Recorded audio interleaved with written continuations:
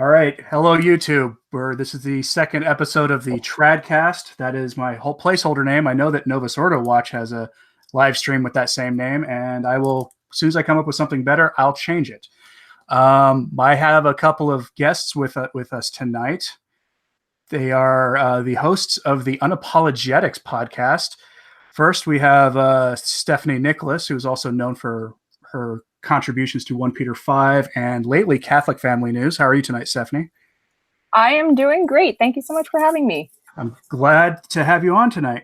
And her partner in crime is the notorious John Hirschauer, the president of the Chris Ferrara fan club. So, John, I had a question for you, actually. I have on my desk here a copy of Liberty, the God That Failed by Chris Ferrara, and I've watched entirely too many hours of Chris Ferrara's Fatima Center and Remnant Talks.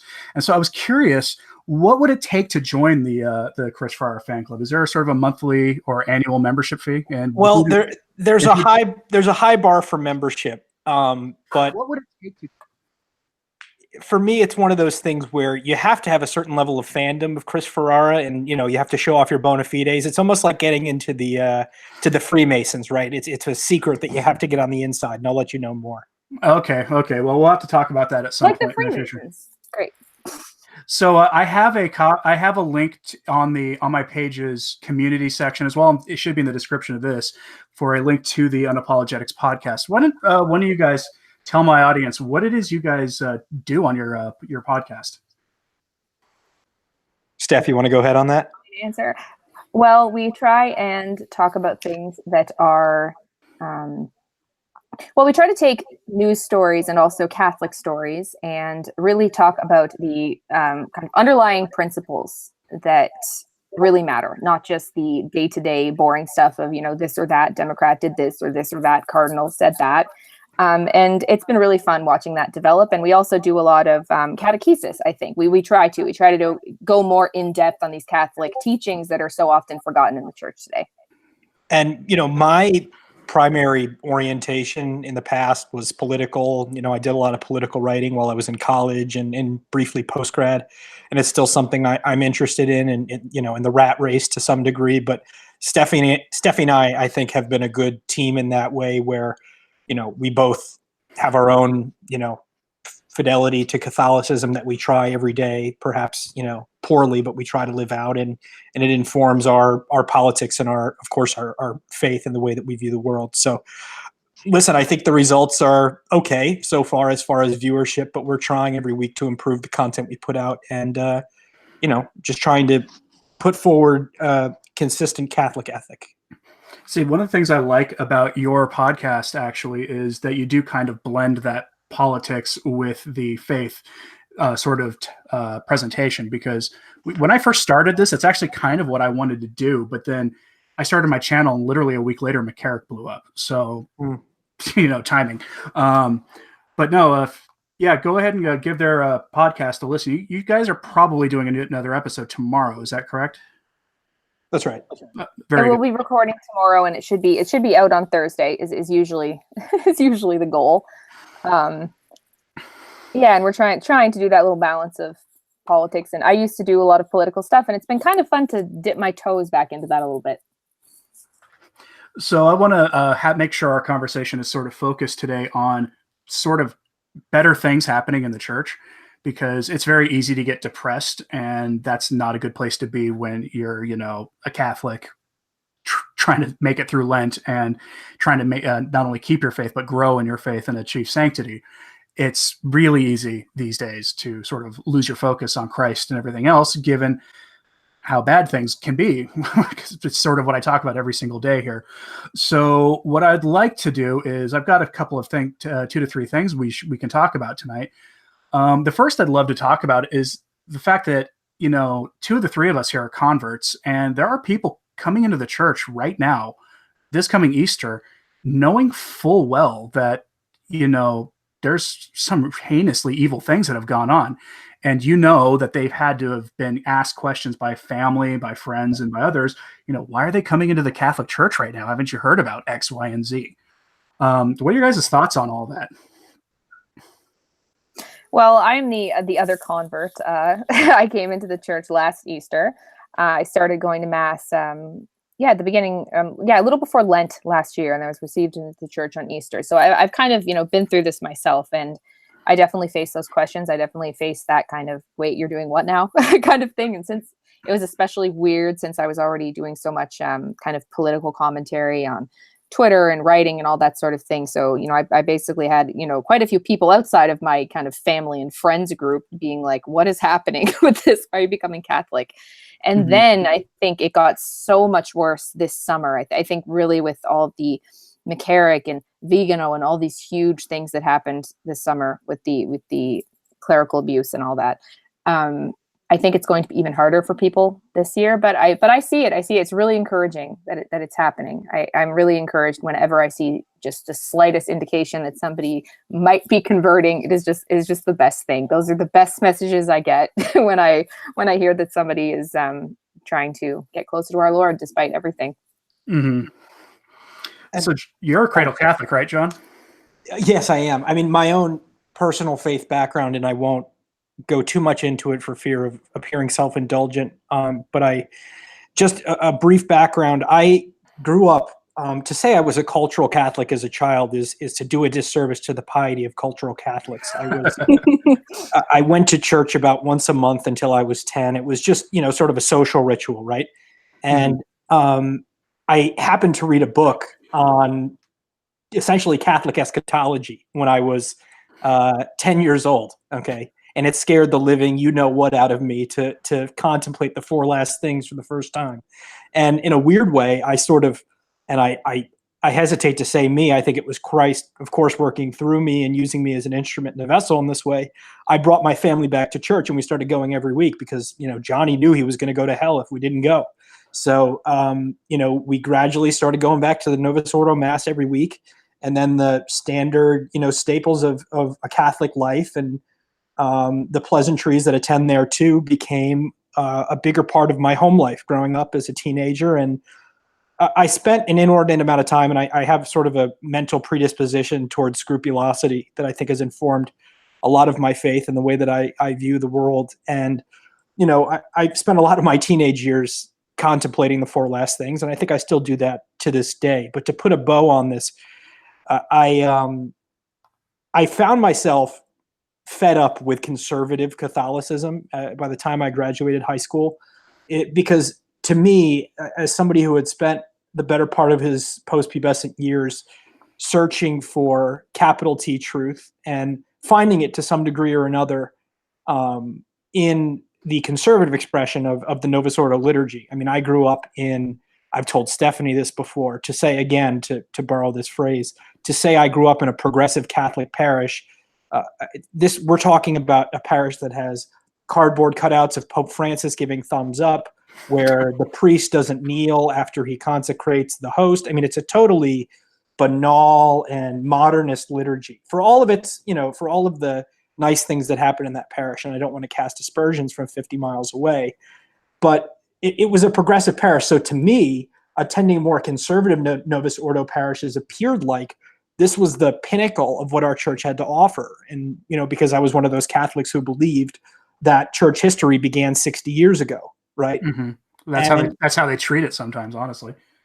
And then I had this awakening when I got into college, and I attended the traditional Tridentine Latin Mass, and I was blown away by just the glory and splendor offered to our Lord. So I'll spare you the soapbox, but the point is that I'm trying to make, I think, is that our generation is fed up. I think they realize that the emperor has no clothes. They realize that this backwards, attempt at creating a modernist liturgy and modernist theology that's come in the wake of the Second Vatican Council. There's a rise of, as Pope Francis would call us, rigid young Catholics who are hunkering and desire the truth, not a truth, not your truth, not my truth, but the truth. And I think that the increasing conversions it speaks to that, because ever since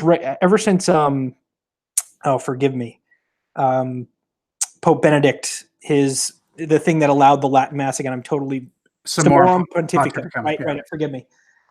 and I know that it was tacitly allowed, of course, by JP2 previously, saying that it was never abrogated. But I think you've really seen in earnest young Catholics having the opportunity to experience the faith of their fathers in a way that they had been barred from doing, either by fiat or tacitly by obstreperous bishops. So anyway, that's a long-winded way of saying I think you're right that the church is experiencing, even in the face of all of this tumult, a revival of sorts. I'm glad I'm not the only one who thinks that, because it's often, like I keep saying, easy to lose sight of all of that. I've never really talked about my own conversion on my channel before, and I'll go into it briefly here, I guess. But I started going to Mass in the summer of 2013, and I entered RCIA. And at the time, I was a very disaffected, sort of somewhere between the center left politically and the progressives. I wasn't quite a progressive, but I found myself surrounded by them given where I lived. And I was very disaffected because of politics and everything else. And the influence of a couple of good friends of mine helped me, see that, attending Mass was probably a good idea. And I entered a slightly better than average RCIA program. And it was really by the grace of God at the time that I found Sensus Fidelium, that channel where they put Father Ripperger and a bunch of fraternity priest homilies online, as well as found The Remnant and discovered Fulton Sheen and G.K. Chesterton. And so being in the middle of progressive Sodom and Gomorrah sort of city, that I honestly think that those sources online helped me a great deal. And because of that, you can't listen to a lot of Sensus Fidelium homilies for very long and not become disaffected with the way you see the liturgy presented. And eventually, after I entered the church in 2014 at Easter Vigil, within a couple of years, I started having these weird experiences at Mass. I went to a archdiocesan Mass at a cathedral with the bishop, and they were doing it wasn't an ecumenical service of any kind, but it was almost felt like it, because there were 5 languages spoken at that Mass. And I kept thinking to myself, I thought, we have a universal language for the church. Why do we just make everybody lost? Because I had never been to a Latin Mass at that point. But by that point, I already was starting to feel the need to move more and more in the direction of traditional Catholicism. And eventually, after life took me out of that city and moved me from bluest of blue states in America to one of the most red states in America. And I stayed in a Novus Ordo parish briefly until I had to move again. And at that point, I was so fed up with just bad liturgical music and a lot of lack of reverence, and it was having a negative impact on my own spiritual health, that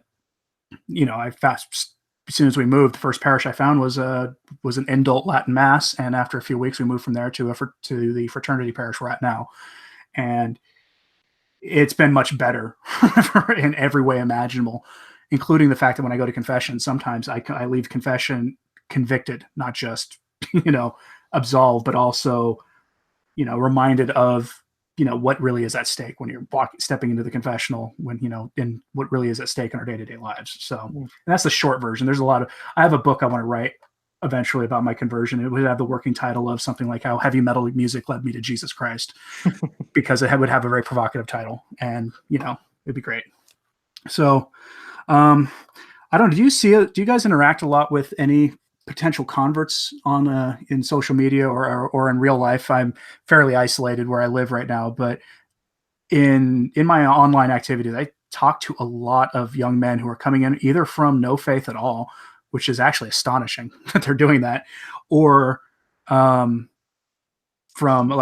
Protestantism typically, and coming, saying, hey, I'm becoming Catholic. I'm, in an RCIA, or I'm, in a traditional parish working one-on-one with a priest, and I'll be entering the church soon. I see that a lot right now. And it speaks to the grace of God that you were talking about, John. Absolutely. I see that all the time. And for me, I'm similarly isolated. I have my tiny, and I mean tiny, under 10 people, usually Latin Mass community here in our diocesan Novus Ordo parish. But so as for real life people, not so much. But when it comes to my social media presence on Facebook and Twitter, I talk to so many people that are becoming Catholic, or who are at least open to becoming Catholic. And, I've really I completely agree with you that seeing the grace of God working in people's lives even now is incredibly inspiring. And I think that we, I think a lot of us are very, very much realists about the state of the church. I have very little patience for the everything is fine spirit of Vatican II brigade. I think that's absurd.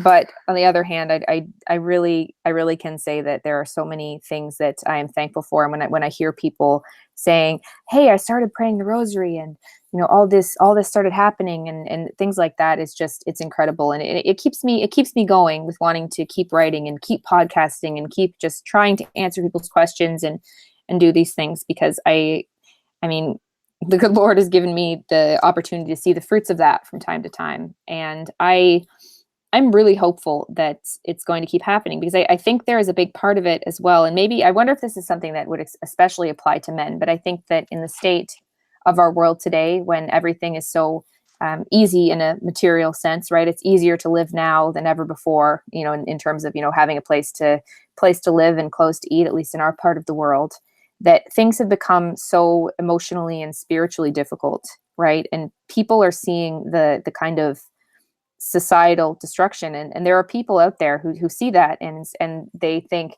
I want to fight this. And when they look at, the Catholic Church, and especially traditional Catholicism, when they see authentic, genuine Catholicism, and that was a bulwark against the world, the flesh, and the devil, that appeals to people. It appeals to people in that kind of base level of wanting to be part of something good, I guess.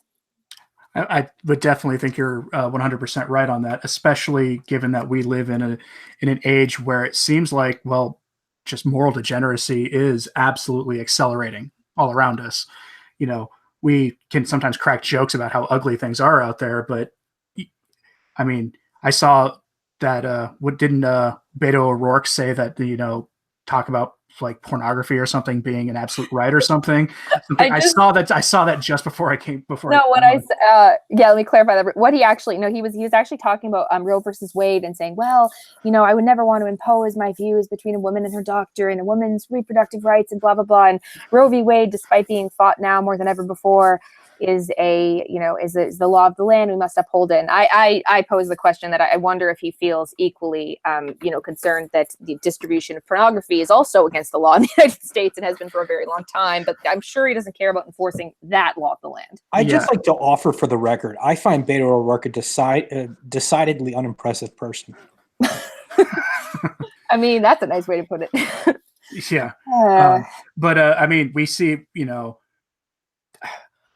there are very popular sort of cable television shows that 20 years ago would have been called softcore pornography.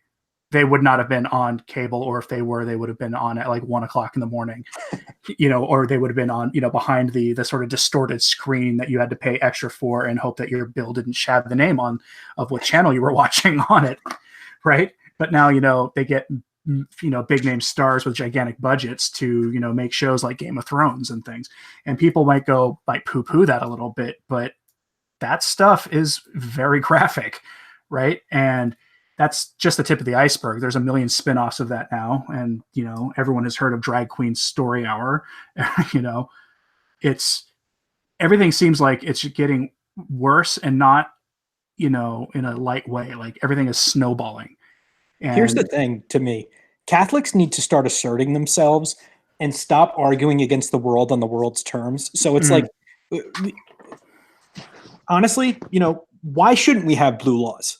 It's like, serious question. Why should we not have blue laws? Like, give me a coherent argument for why we should not have blue laws. I think they did great things for, instantiating in the public a sense of the divine, and a sense that, work is oriented towards God, and that there's a proper place for work in one's life and a proper place for rest. And I use that as an example to say, I think the modernist Catholic shies away from topics like this. Pornography, abortion, etc. It's the ship has sailed. It's gone. Let's focus on making sure that illegal aliens don't assimilate into their home country, or whatever the latest novelty is out of Rome. But the broader point to me is American Catholics in the West broadly shouldn't just throw up their hands and say, oh, well, this is a lost cause. Let's on to the next cultural battle. It's like, no, let's reassert our values, even if they appear retrograde, if they appear outmoded, because maybe they are, and maybe at this time in history, it's a good thing to be retrograde. It's a good thing to be outmoded. Absolutely is. That's how we're called to both sort of live in the world, but not be of it, and that's how you stand out. I mean, one of the things I always try to remember is that, Jesus told everybody to be salt and light in the world. But how are you salt and light? How do you stand out from the world if you're just, indistinguishable from being a Catholic? If someone interacts with you in a very real way for more than a few minutes, they should be able to pick up that there's something different about you, even if you never mention your faith. And, yeah, you're right. We should absolutely stand up for harder line, controls against the spread of, corrupting evil in the broader society. So you're right about blue laws. And I could think of going much further about that. Right. And, that's just the tip of the iceberg. Exactly. That's just the start of it. Now, to get back to your question, and I don't want to take us too far afield here, but you talked about whether we interact with converts and what that's like, or potential converts, I should say. Mm-hmm. And it's interesting. My experience has been primarily, I just graduated from a Jesuit school. Heaven help me. It honestly felt like I was defending my faith against, it was almost a more pernicious challenge to defend your faith against people who ostensibly believe the same things you do than it is against somebody who's hostile to your faith per se, right? So the thing that I noticed is there was a large subset of the supposedly Catholic population on our campus who earnestly believed they were, good Catholics. And of course, it's not my place or state to judge somebody's subjective culpability for something, right? That's not what I'm pretending to do here. I'm merely stating that there was this consensus that being against the block granting of Medicaid was all it took to be a Catholic, right? Like all you needed to do was, I don't know, cast aspersions at the fossil fuels industry or be really mad about income inequality. And that's all it really took to be a Catholic, because you were for justice, man. Have you heard about the Ignatian Lenten challenge of giving up plastic for Lent? Oh, give me a break already.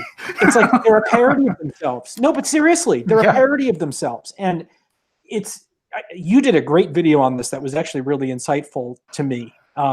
You did something on both Freemasonry and modernism. I watched both of them today because I hadn't really been acquainted with your channel. So I went into some of your work, and it's fantastic. Not to stroke your ego on air, but it's worth it.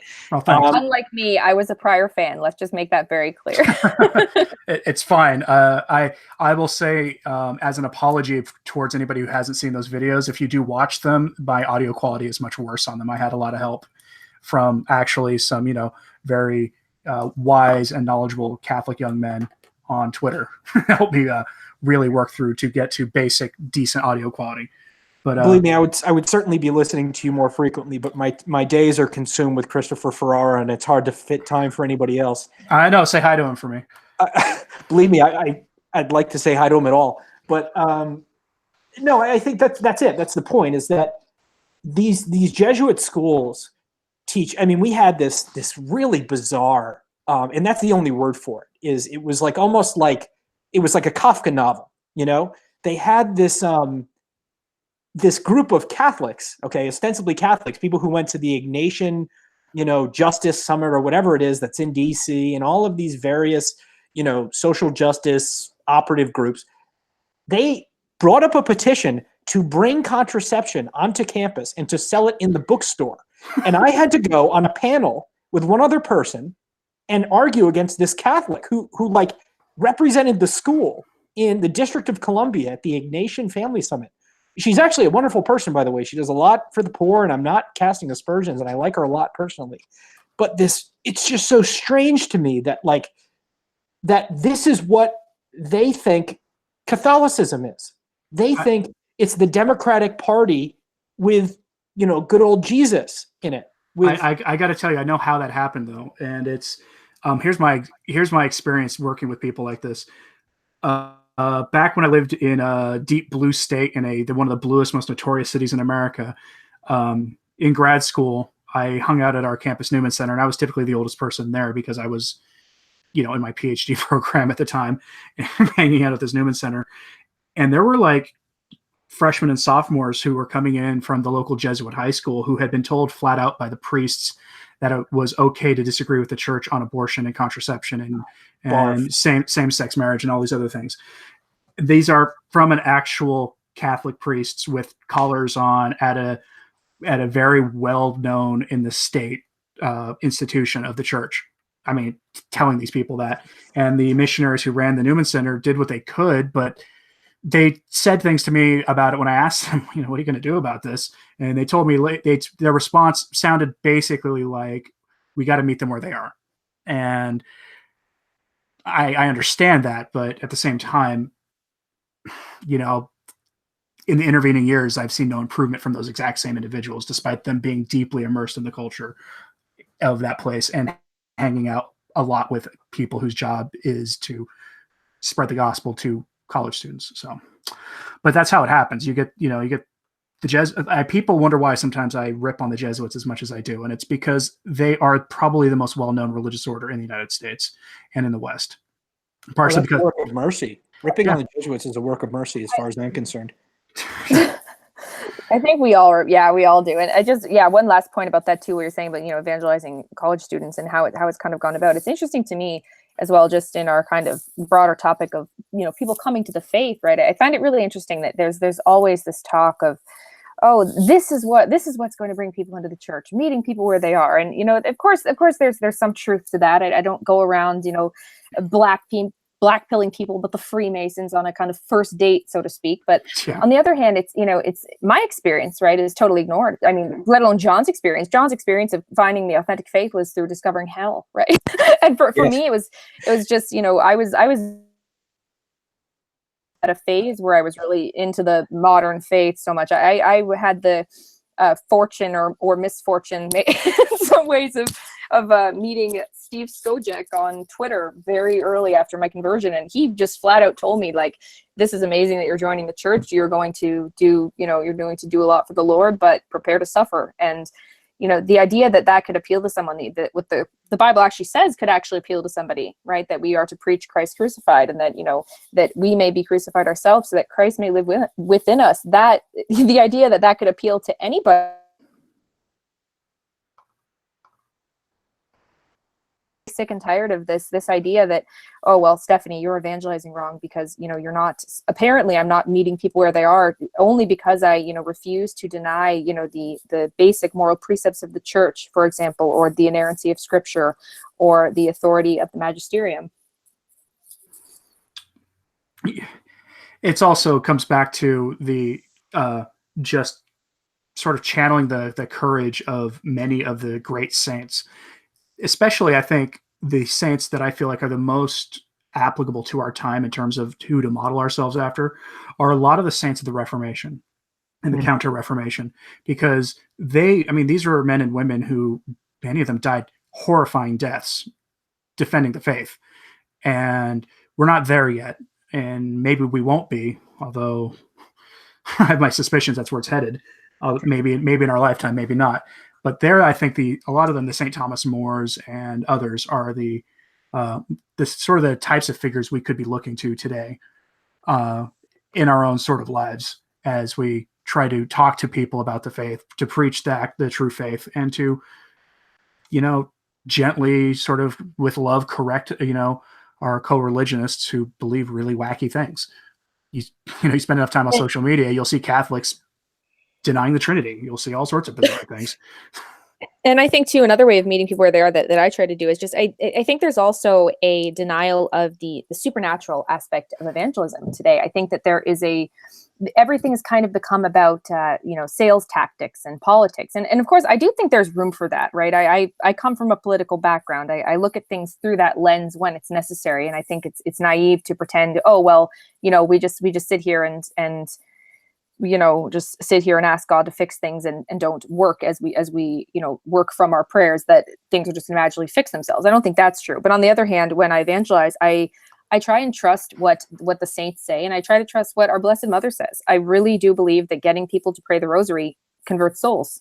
I really do believe that. And I've seen friends of mine who have taken it up, really moving a lot closer to the faith. And people, the thought of doing that today, right? I mean, where do you see that on, college campuses with these outreach ministries? Where are they saying, hey, here, first start before you even believe, just do this prayer. I'll teach you how to do it.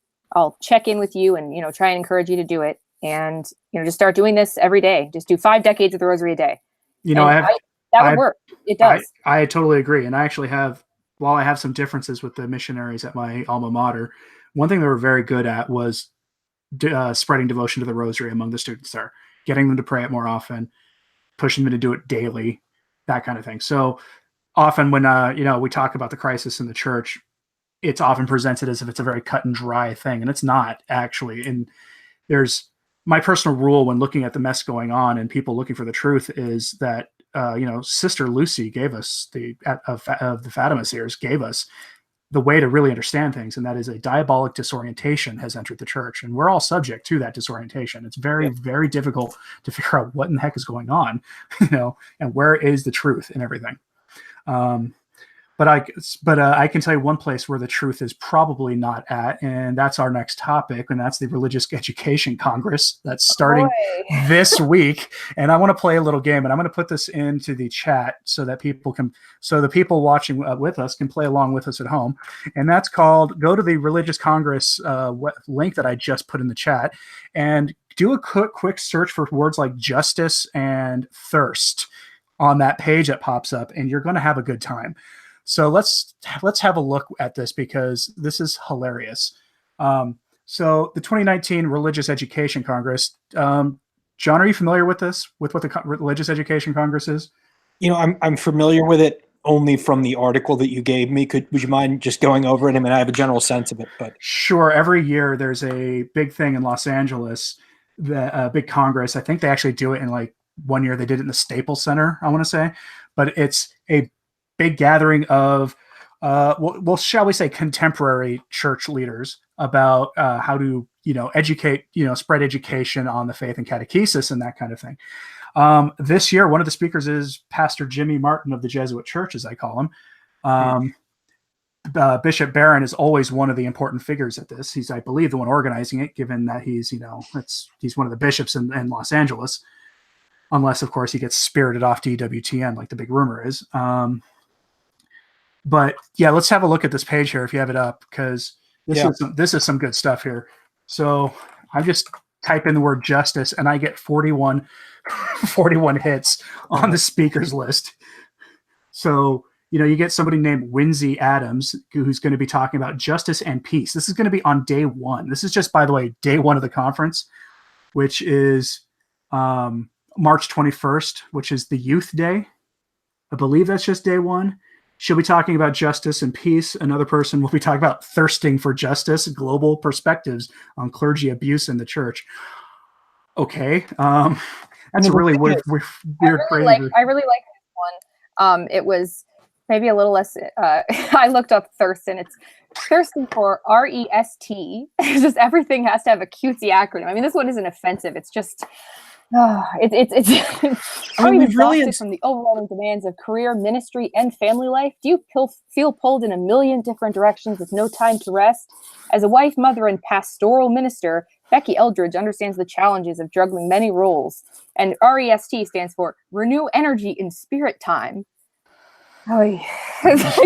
All of that just makes me want to vomit and never stop vomiting. And I don't know anything about Becky Eldridge. I mean, I'm not going to say I don't know anything about her beliefs, and I'm not trying to just be a jerk here, but this is really what we need to be focusing on. I mean, here's the thing to me is that we've become a church of euphemisms. We can't ever speak plainly about anything anymore. And this is, I mean, nobody of yet to me has actually defined, and obviously, you can go through the church fathers and Thomistic thought, and you don't need to spend more than 5 minutes to arrive at it. But I've never heard an actual definition from anybody who really subscribes to the post-conciliar norms of the Roman Catholic Church of what justice is. I mean, I've been searching for it, but I haven't found it.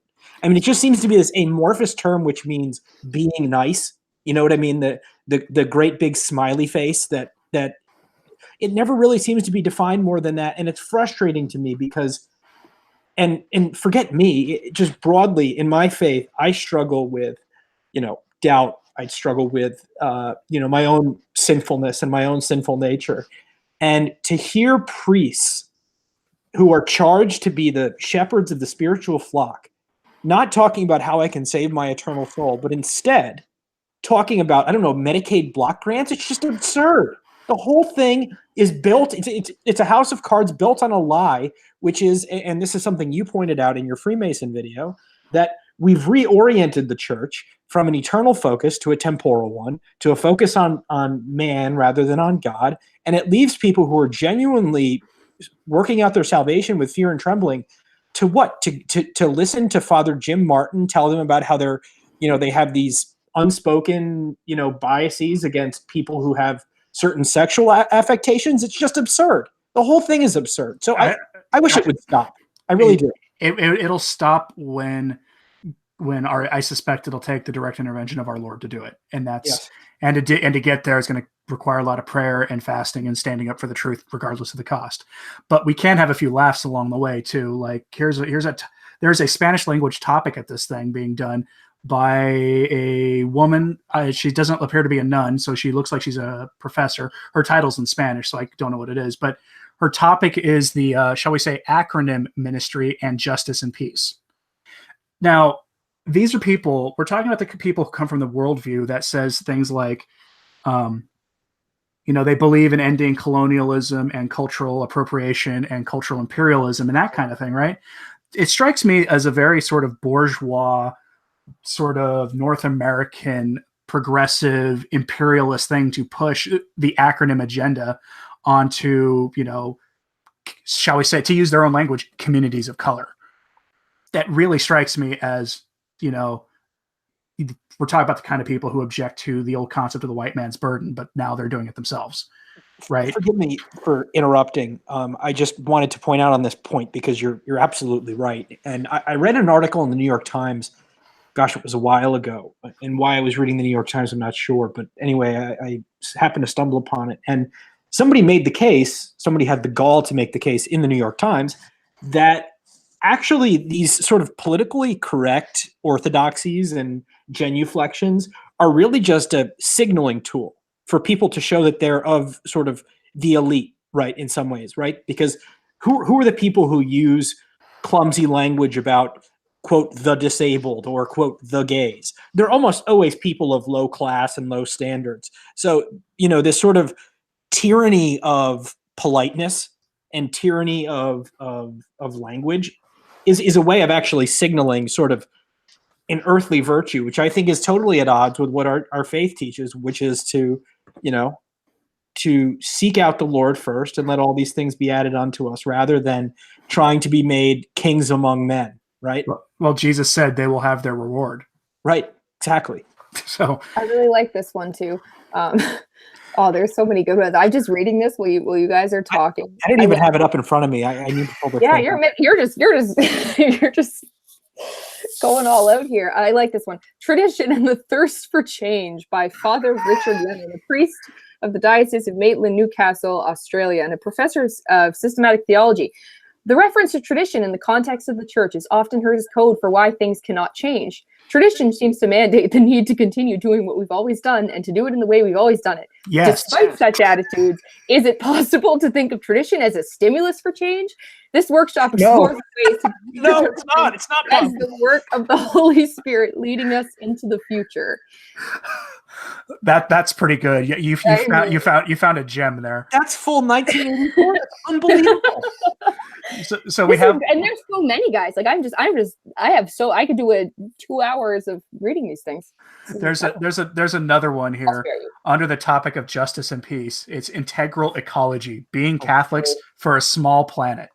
So I'm going to jump off a bridge now. That's too much for me. I can't. And they put it in scare quotes too. The environment is the relationship between nature and society. Food, water, and soil are the stuff of Catholic sacraments because our Creator offers us the gift of nature for our well-being and enjoyment. However, we are damaging nature at a scale and pace that is alarming. Laudato Si, Pope Francis's encyclical on the environment, urgently calls us to a Catholic way of being that integrates our faith, lifestyles, and politics to protect and restore our planet. In this session, we will share ideas for being green Catholics in practical ways, starting with simple daily habits and what we choose to buy. Now, a lot of that doesn't sound that bad on the surface, but one of the things that sort of people talk about, how they got red pilled as Catholics. Well, I'll tell you, for me, it really began when I started writing my dissertation, which is on Catholic social teaching, and officially it's sustainable development, but I sort of do a U-turn and change it to something else using it as an excuse. But I read Laudato Si and I thought it was great. And then I read Rerum Novarum. And then I was like, oh, this is what it really looks like. Read that and read Quadragesimo Anno, and then you go back and read Laudato Si, and you could practically see where a priest wrote something on behalf of the Pope, and then some NGO administrator wrote other stuff, and then just sort of hot glued it all together. One of my favorite articles I've ever read on the Remnant, like one of the few things that had me laughing, like I will read this article when I'm feeling like bummed about the things in the church. I think it's by Chris Jackson. He just rips Laudato Si, and it has all these hilarious memes in it. And yeah, go look that up, anyone watching this, because if don't bother reading Laudato Si, it's horrible. I don't know how you could ever enjoy reading it even on its face. But yeah, I'm really, this stuff with the it's Gaia worship, basically. What these people are in the church, and it bugs me, and it really tells a lot about our other problems. I think, as you said, the core reorientation, right, away from heaven and towards earth as our kind of final end. So. Yeah, it's when I tell people that I enjoyed it. Let me qualify that by saying I read that not long after I came to the church, and I still hadn't drifted away from a more sort of progressive political understanding of the faith. But that actually reading that encyclical was one of the things that helped me see that things were kind of a dumpster fire. I started to smell smoke at that point, I guess. And like you were sort of insisting before and making mention of, it's important to say that making conscious consumer choices about the things that you purchase is indeed a very noble thing. Forget a noble thing; it's a moral imperative, right? I mean, if your clothing is being produced by people working in sweatshops under threat of knife point, then there's some real ethical challenges, and there's degrees of separation and all of that theology. And I'm not venturing into the weeds there, but the underlying suggestion that one should be a conscious consumer is not something worth scoffing at or anything like that. It's the zeitgeist, the apparent zeitgeist of this whole thing, which is let's create utopia on earth. Let's the kingdom of God really just means Medicare for all. You know what I mean? Yeah. So I'm going to tell people listening to this, and either of you, if you haven't seen it yet, Taylor Marshall did a talk with somebody about sustainable development.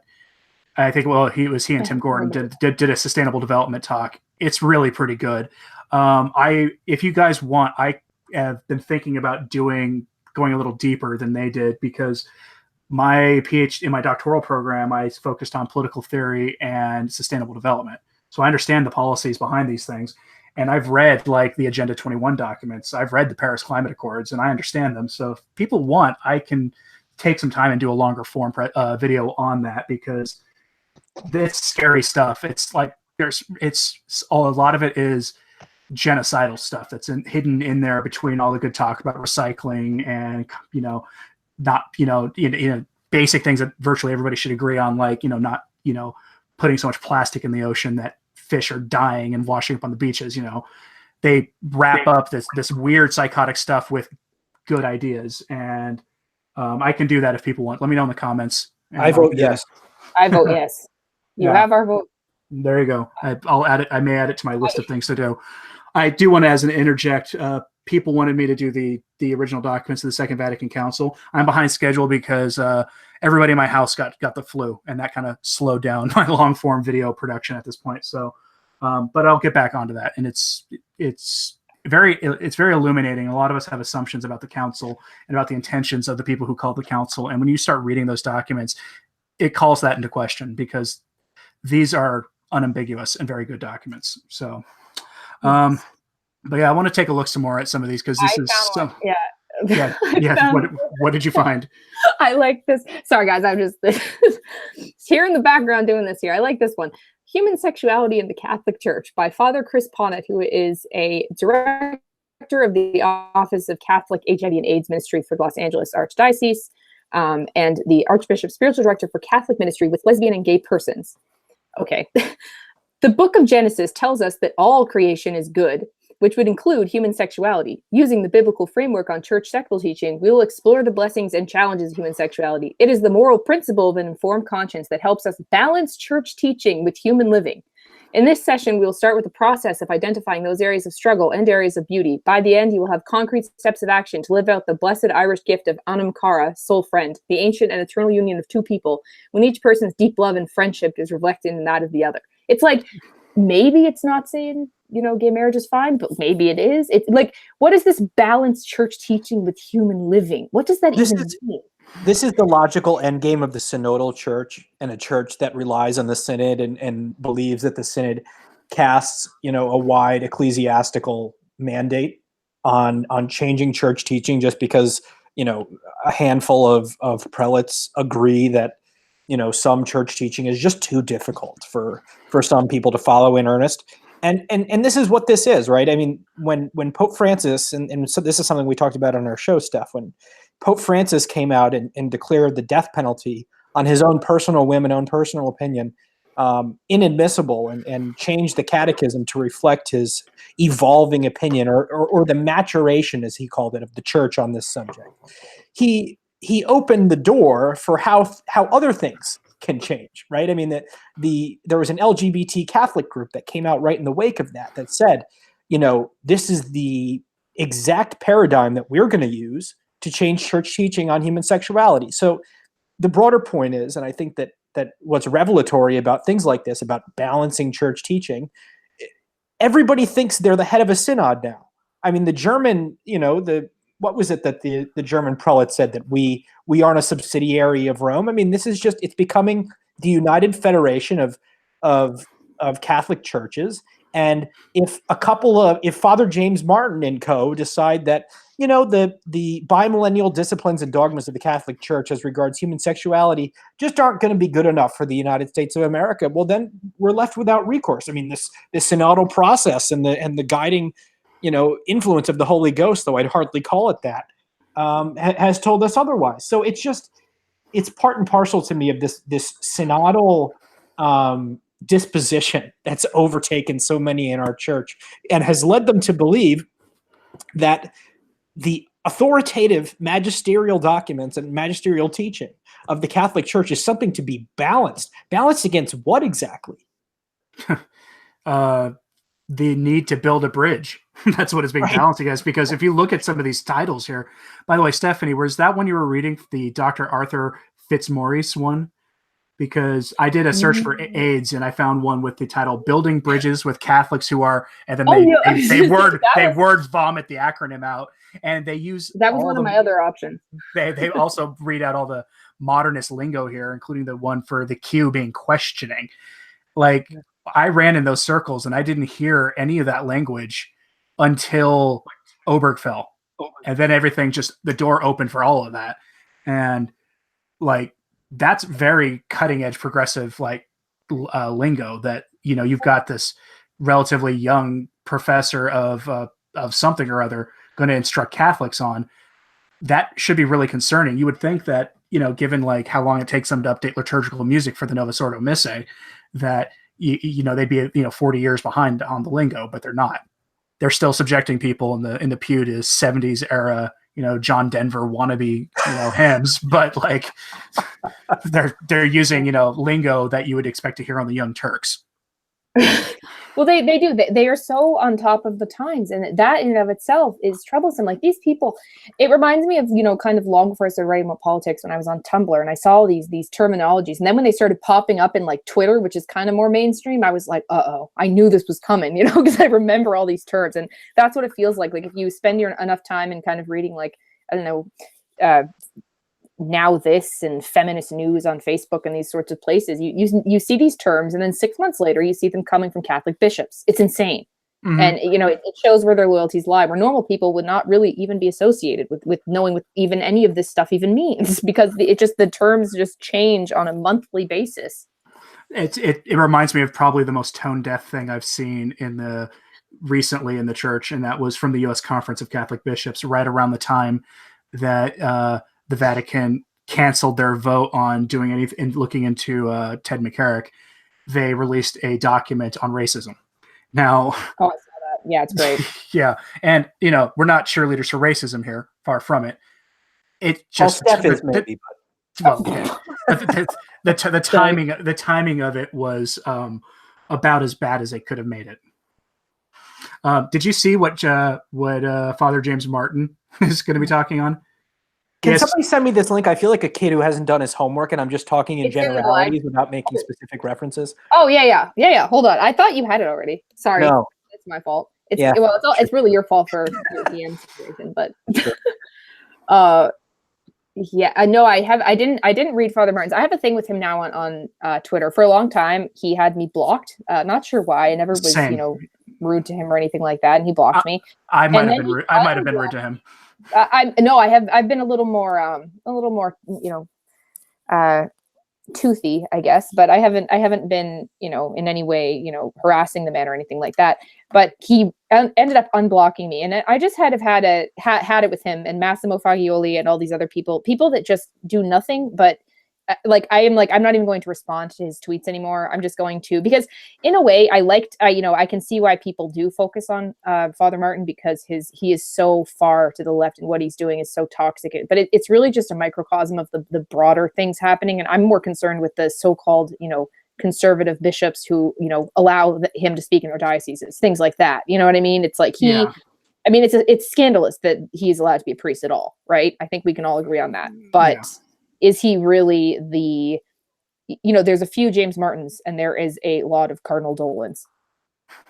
Wait, has anybody mentioned the sing justice, live justice, ! Using music to promote and inspire social justice in Lent and Easter? Let me repeat that. I'm sorry, one more time. Sing justice, live justice, ! Using music to promote and inspire social justice in Lent and Easter. This is like absurd. This is like 1980. Did you read it? What's the paragraph? Oh, hang on. I'm going there. I'm on my way. Let's see. And then I've got one more. It's by Michael Mangan. Oh, here it is.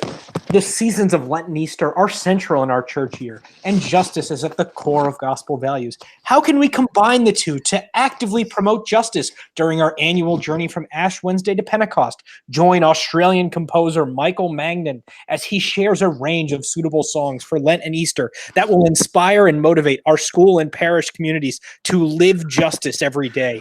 Bring your voice, ellipses, and be ready to use it. That's amazing.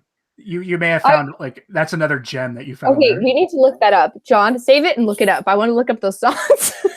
Yep, you got it. I command you, please. Another one I found. I like this one because it's, unless you read the bio of the speaker, you're like, Women deacons.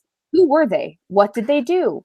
This session will present an exploration of the history of deacons in the church. What do we know about women deacons in the early church? Were they ordained? What did they do? How did the diaconate of men and women die out, and why?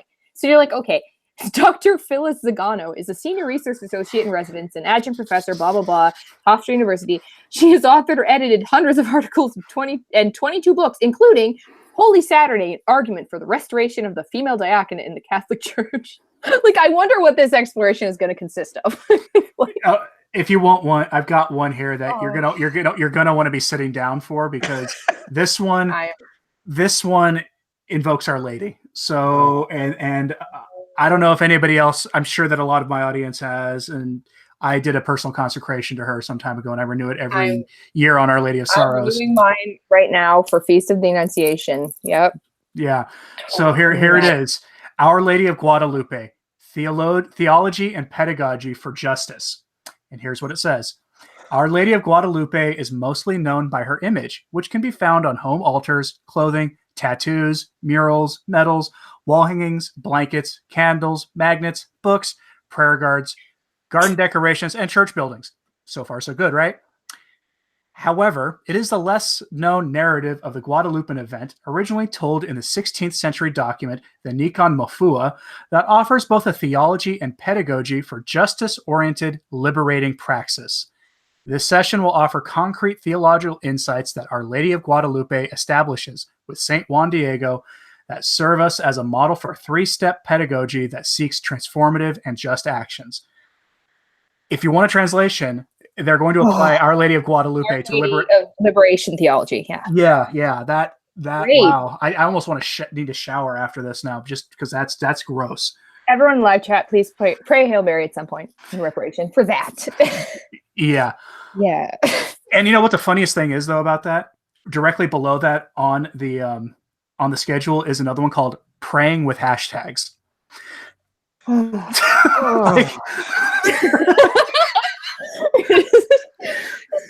There's so many too. Like, I just can't get over. We just keep finding ones, and I'm not being particularly discerning. I just got this document.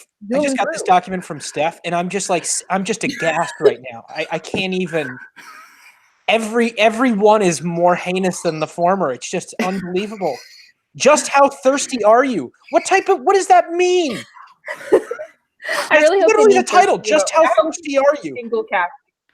I hope this is for single Catholic. Like, how to use Tinder as a Catholic. Great for Wait, is that one? Is that actually one? Okay. No, I don't think so. Did you guys hear about that? Those fake peer-reviewed articles written by that professor at Portland State University, and how he got in trouble for that. Favorite news stories of the year. Yes, that was one of my favorite ones too. And I gotta say, how I almost saying this publicly probably means it can't be done now, but we need to come up with a way to create like a fake application with a bunch of fake like conference talks to give at the Religious Education Congress next year. I just see how they go with it. Oh, that'd be so good. That'd be a sin. Oh my gosh, no! They're just flowing through my mind right now. That's so funny. Yeah, I think you'd be good at writing good ones too. Yeah, this would be. Yeah, I'm just looking at something here. I'm trying to see one. I'm looking for more about Our Lady, and I'm just wondering if there are any that ever even use the term Our Lady or any sort of Marian title, except for Our Lady of Guadalupe. The only one on here is Our Lady of Guadalupe. Like, I feel like they never. I just noticed this a lot with more progressive Catholics. They never use kind of titles for Our Lady, right? It's always just Mary. You know, it's a thing I notice all the time. Like when I talk to, more tradition-minded people, I rarely hear anyone say Mary. I mean, I'm not saying I will never say it. I let my 3-year-old says Mary all the time. I'm saying it's wrong, but it's just something I notice, and it really bugs me. It really bothers me. So what's your favorite Marian title? I say Blessed Mother a lot. I just say Our Lady. For ones that I personally say, and then Virgin Most Powerful.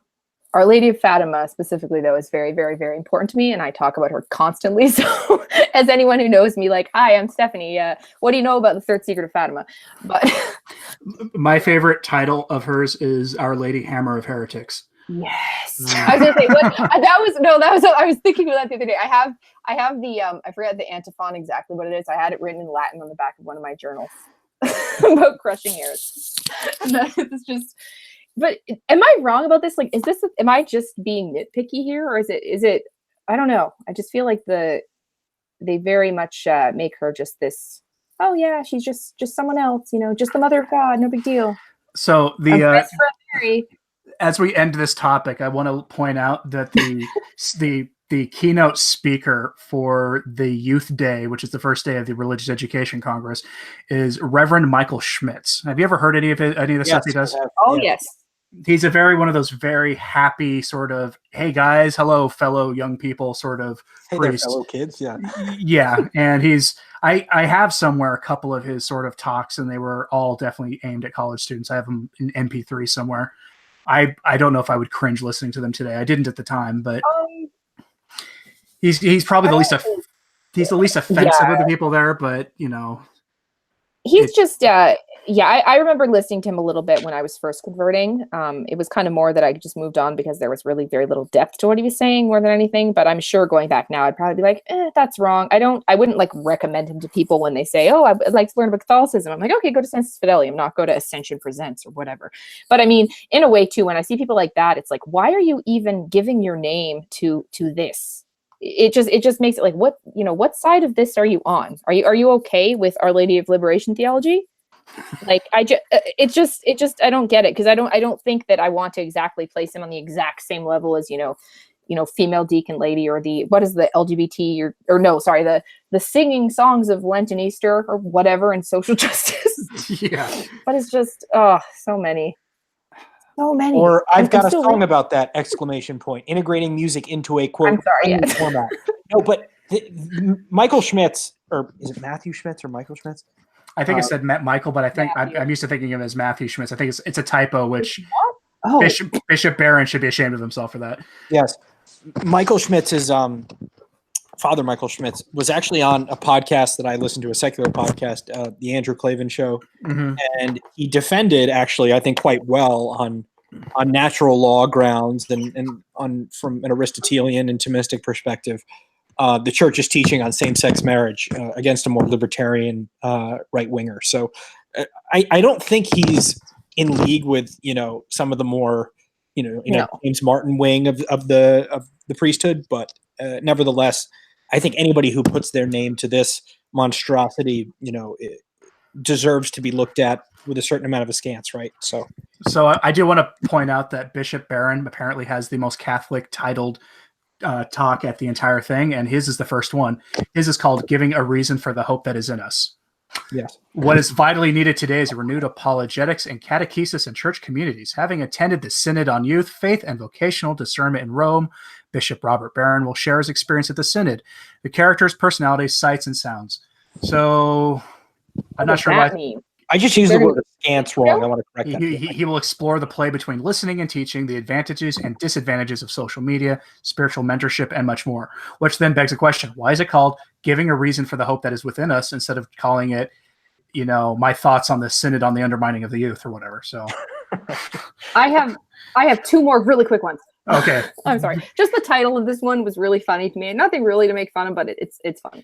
Silver Saints, Growing in Age, Grace, and Wisdom. Pope Francis says we only get better with age. Like, fine one. Join us, 62 years young, brother Mickey McGrath, as he shares his paintings and stories in celebration of the second half of life.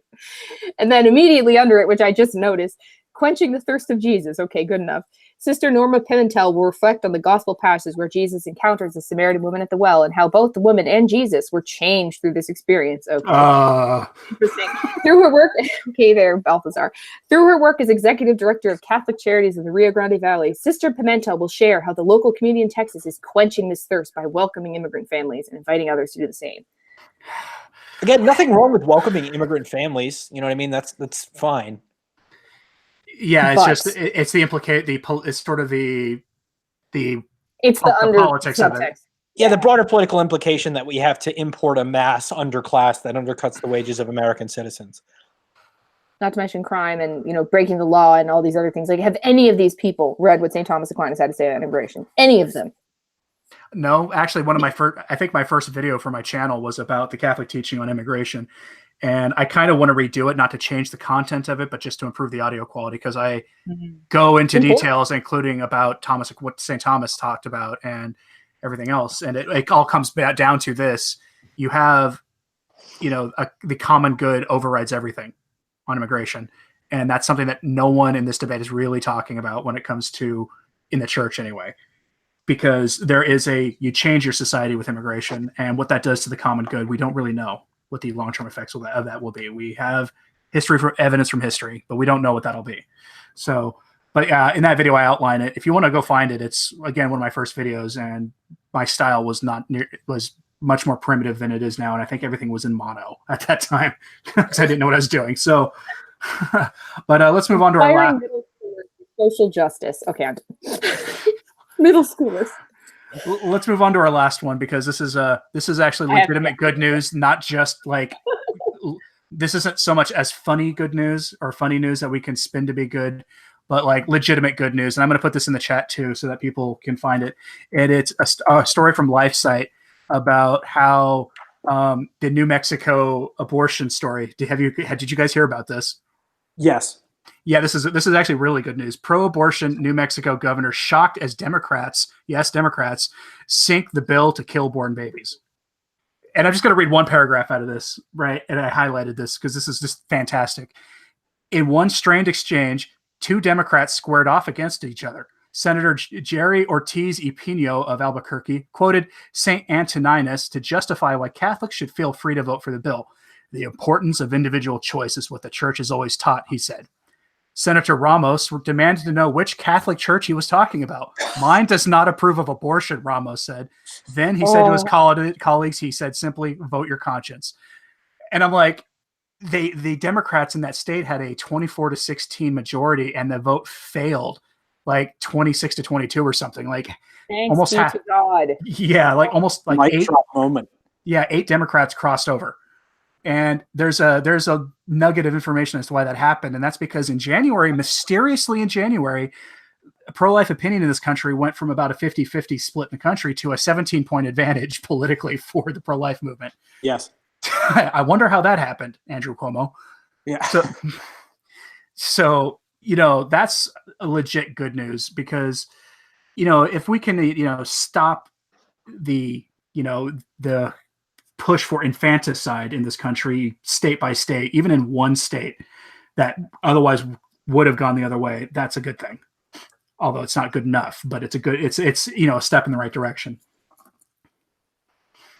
Well, there's a lot of that. There's a lot of not good enough stuff happening, right? But I'm just so happy to see the slightest push of anything good in a single direction. I mean, I was on Twitter earlier and Alexandria DeSantis just pointed out like how she would just love to see one prominent Democrat even, decrying third trimester post-viability abortion. Like that's not even being pro-life. That's just not being a monster, right? Like just how far they've gone. The mainstream is, basically Canadian level abortion laws. Where I live, where abortion is, people, as I constantly remind people whenever it comes up, everybody is rightfully furious about, New York and wherever else this has happened recently. Meanwhile, in Canada, this has been our abortion laws for years across the entire country, and we have to pay for it. So there's not even a Hyde Amendment, not even a toothless Hyde Amendment here.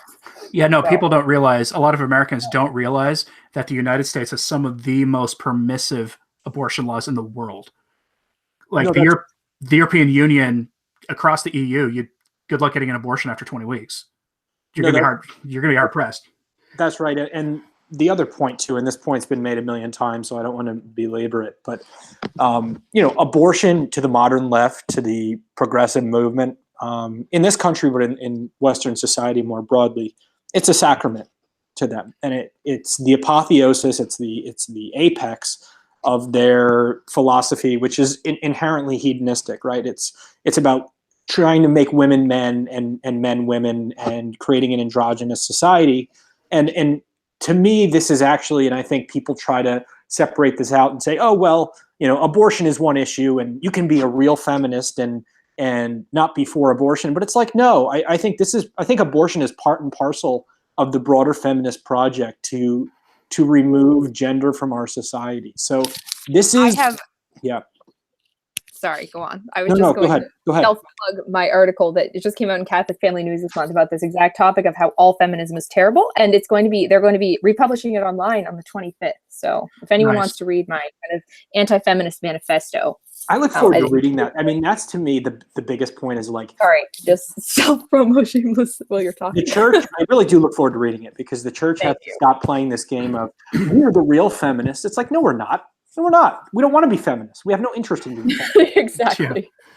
Yeah. They can take the values of the world and keep them outside the church, as far as I'm concerned. And feminism is the most pervasive, I think. Well, maybe not the most pervasive, but it's at least a very pervasive symptom of modernism today, especially in the church. I saw an article that actually Father Martin himself shared on Facebook. It was that story of that German Benedictine nun who's talking about how she's going to keep fighting for women's ordination, and he shared that article and did a big pull quote from it on Facebook, and it looked like a ringing endorsement. Now, of course, you know how he works, though, right? He never, ever, ever will come out and say, I support heresy X. He'll never say that. Right. But he'll do all but say it. Right. And then he's the victim when people feel scandalized by it. Right. Poor Pastor Jimmy Martin. Right. He came to our campus once, and I asked him, point blank to his face after I had an intramural soccer game. I'm awful at soccer, by the way. I played every sport but soccer. Anyway, that's immaterial. I sprinted from the soccer field because I knew he was going to be at the church. So I sprinted from the soccer field over to the church, and I asked him point blank to his face. I mean, this was probably the most sarcastic thing I could have said as I said it anyway.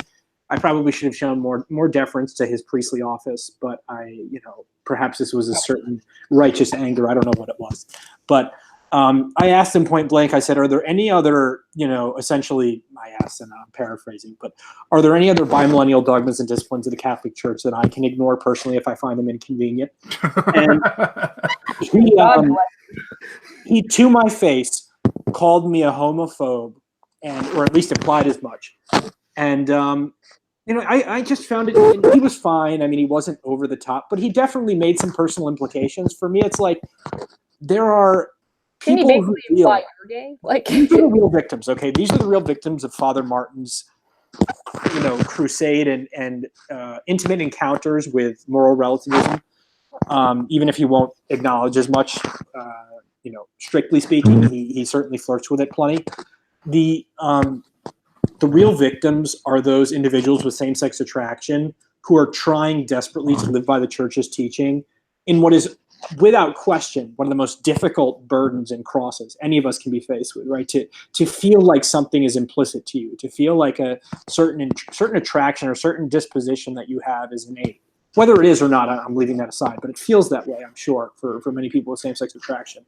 And to be sent these mixed messages from the clergy, I think it's a damning thing as far as I'm concerned, because these people, I can only imagine the strife and the anguish that they feel every day, seeking to suborient their innate desires towards the higher purposes of chastity that they're called to do by Holy Mother Church, and then all of a sudden, some prelate goes running around, tacitly playing footsie with these groups that want to change the church's teaching on it. I think it's totally scandalous.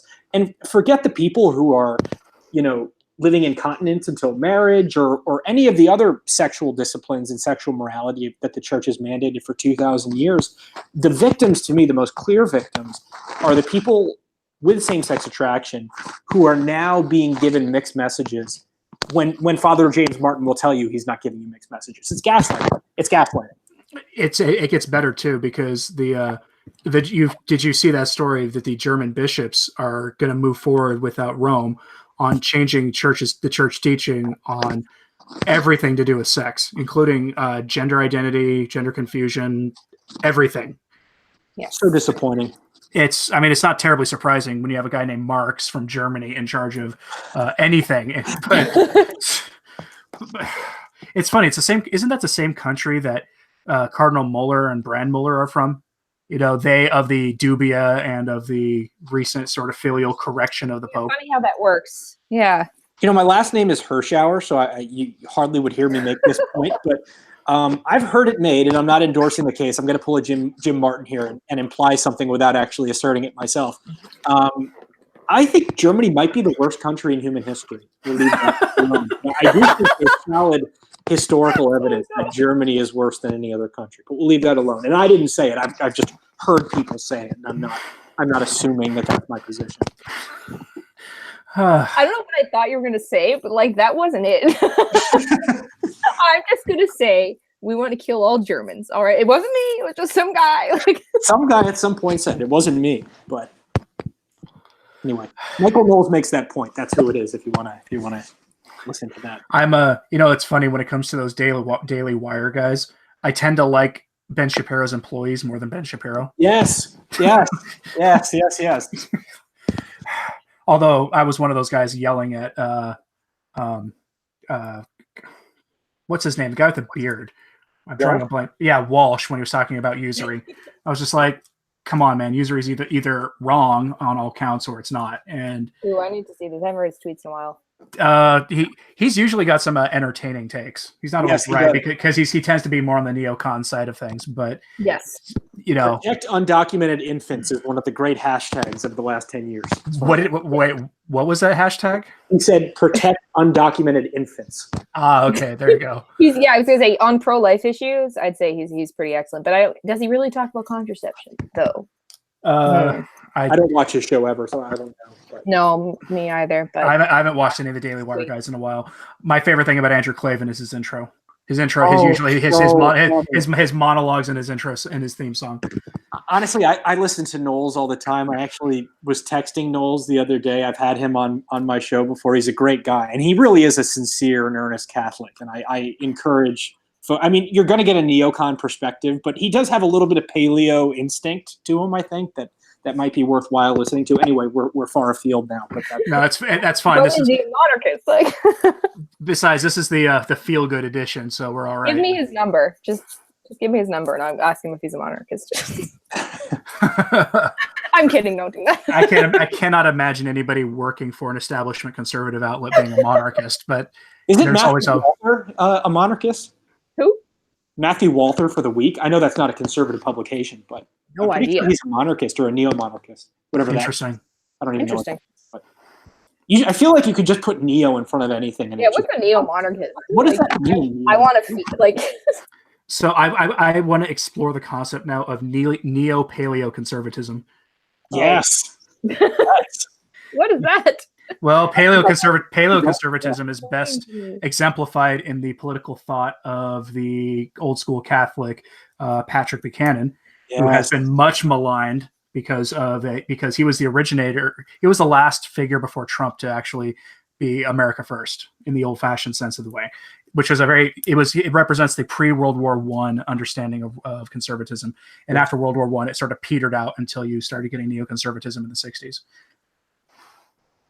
Yeah, in American conservatism, I read a book on this. I don't pretend to be an expert, but my sense of it, I mean, I grew up on old Bill Buckley firing line tape. So the only conservatism I knew was neoconservatism. It's sort of the fusionist consensus, right? The three-legged stool of, national defense, anti-communists, libertarian economics and traditional social values that created the Republican coalition that ultimately led to the Reagan Revolution.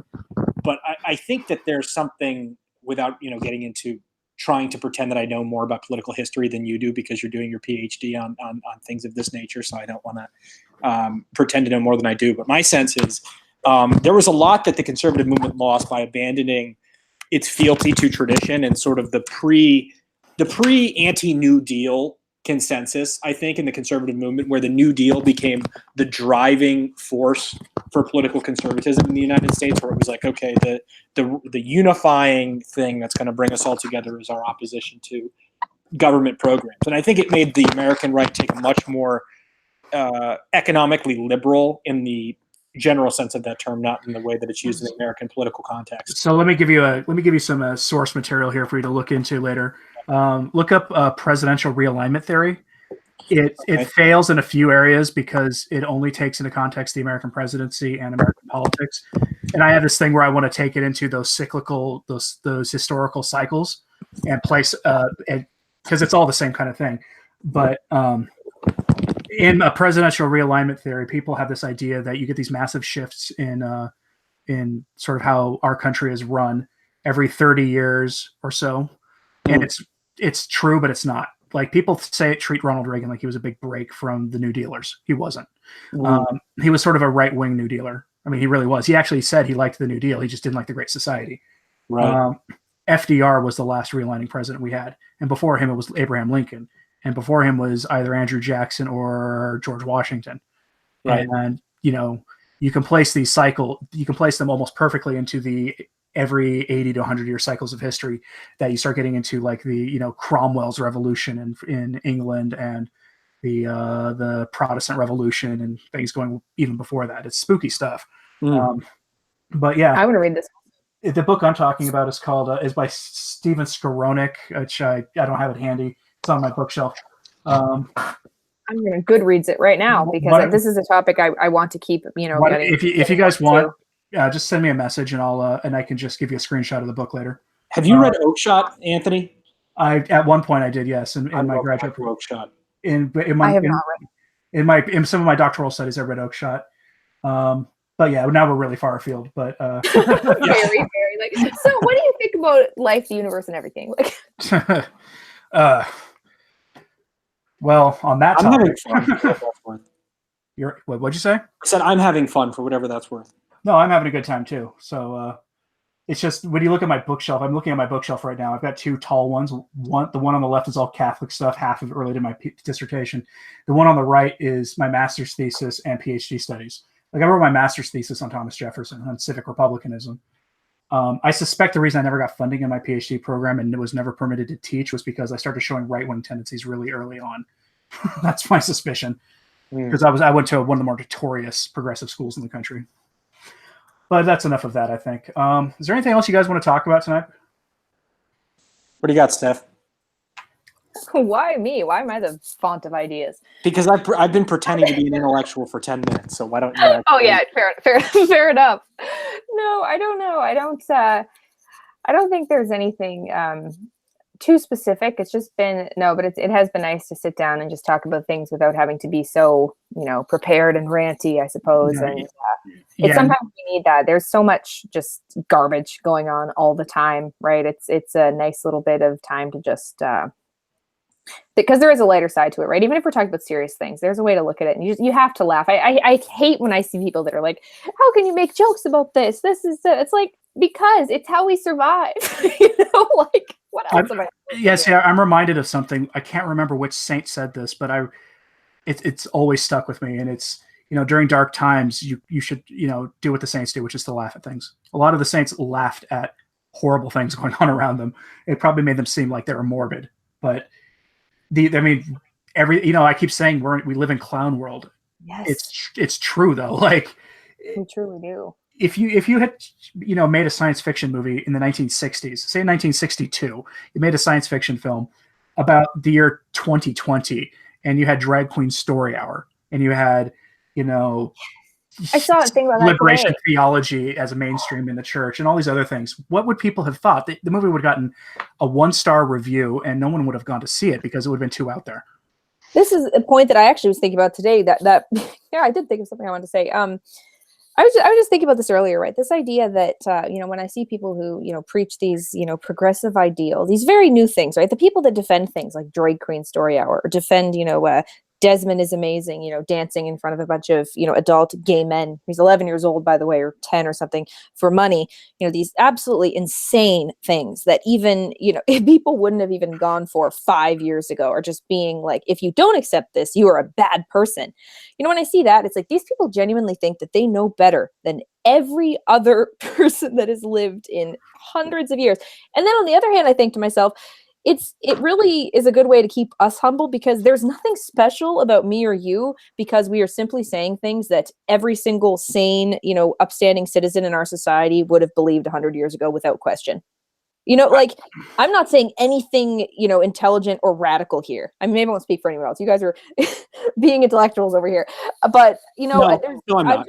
I'm just saying what basic church teaching here. And I think if more people, need to be doing that and have the confidence to do that, right? Because I don't feel special because I simply have chosen to keep believing as my forefathers believed, and keep, not only about the church, but about basic, human life. Well, Venerable Fulton Sheen did say that the laity would be the ones who save the church. He said this he said this pretty much right after the council.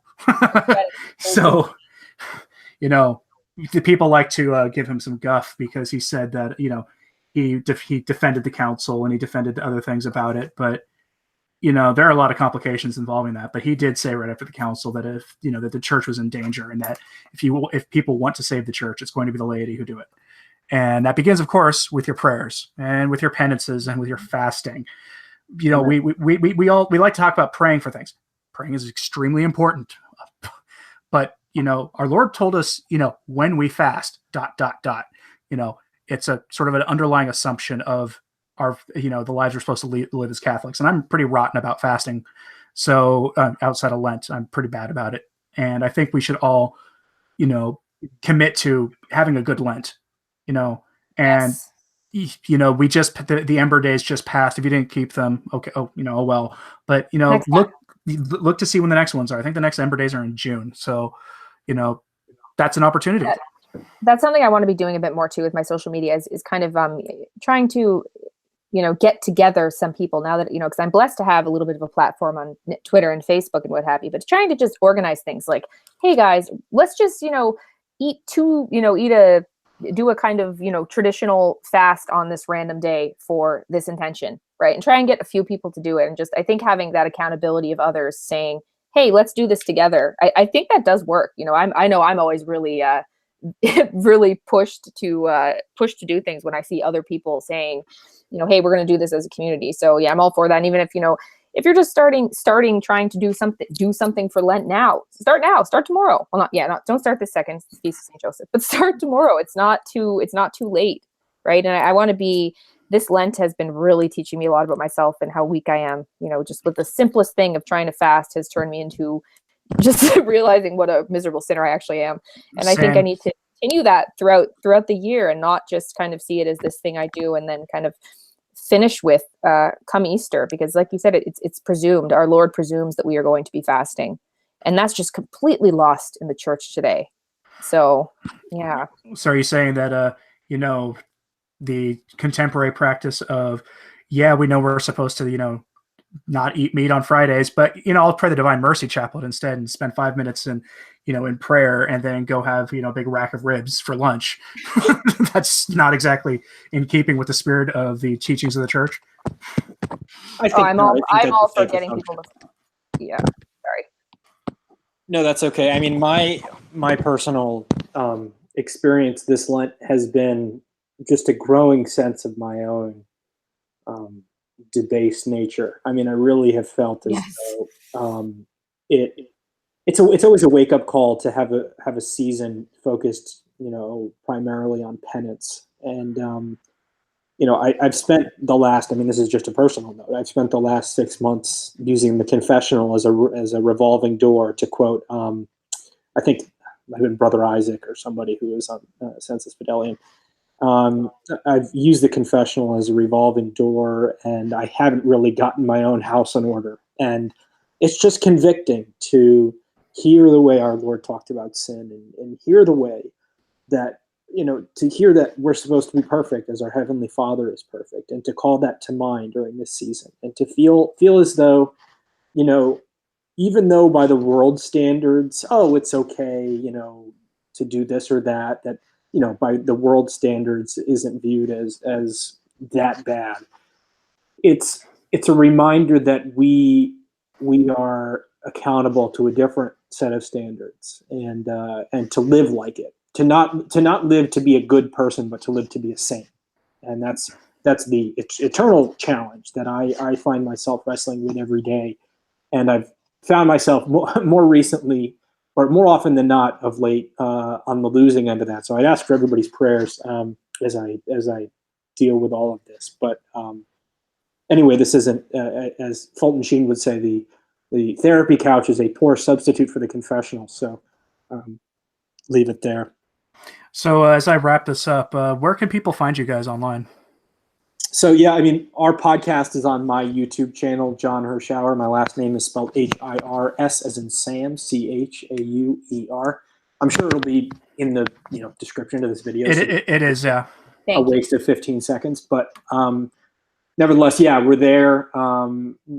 Both of us are on Twitter under our own names, of course, Steph and myself. And I do some writing for some secular political outlets, and I also write a little bit. I try to here and there for 1 Peter 5 and other Catholic stuff. And Steph's has a far larger bibliography than I do on that.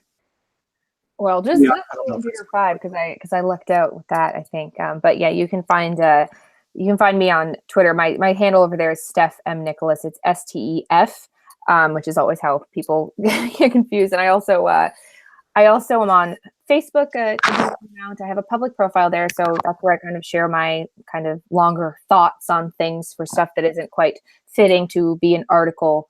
And if you are a subscriber to Catholic Family News, you should support your, traditional print Catholic publications like Catholic Family News, The Remnant, and all of that. And I am going to try and keep writing for them after they so graciously took an article of mine this month. So, and please keep me in your prayers as well. Yeah, and I would be remiss not to mention, just please, pray the Rosary every day, as Our Lady of Fatima instructed us. And as I always tell people, if I can motivate one person to start praying the Rosary every day, all of my writing and stuff will be completely worth it. So, and if you've never tried to pray the Rosary fully and you have a hard time with it, start with a decade and then work your way up from there. That's what our, I was in a middle of the pack kind of RCIA program, but we were blessed to have a deacon who had an honest love for our Lord and Our Lady. And we were praying the Rosary. By the end of RCIA, we were praying the Rosary as a group at the end of every session. Yes. So for all of you out there who hate the concept of RCIA, there are decent ones out there, led by men and women who are honestly seeking Christ. So God bless them. Yeah. And so I think we're going to wrap this up here. So I want to thank everybody for tuning in and listening to us meander about all sorts of positive things and putting a positive spin on other things that are going on. This will be up in the morning for a re-upload for anybody who joined us late. So yeah, go ahead and look for our guests online. There's a link to their podcast in the description. Go ahead and give them a follow. It's a good podcast. And anyway, thanks for your support, guys, and everyone have a good night. Okay. Thanks so much. Yeah. Thank you.